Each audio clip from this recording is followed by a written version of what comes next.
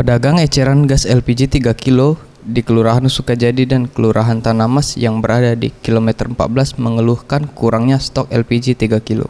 Teddy, salah satu pedagang eceran, mengungkapkan tokonya dijatah dari pangkalan sebanyak 100 tabung per minggu. Ia mengungkapkan stok ini tidak mencukupi permintaan konsumen sejak awal November. Ia mengharapkan ditambah menjadi 200 tabung per minggu. Untuk harga eceran, saat ini ia jual dengan harga Rp19.000 per tabung. Jual air isi ulang sama gas LPG 3 kilo, jual gas Rp19.000. Kalau harga dari eceran Rp17.000. untuk stok 1 minggu berapa Bapak?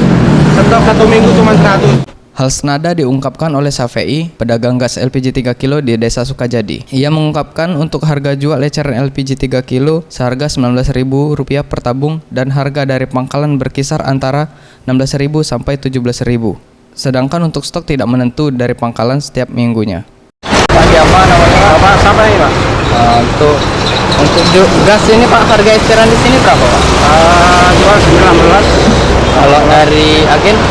Dari agen, bukan dari agen Pak, kami dari pangkalan. Oh, dari pangkalan berapa? 16. Jevan Yudi Arta, Ferry Jati Nugroho, Sriwijaya TV.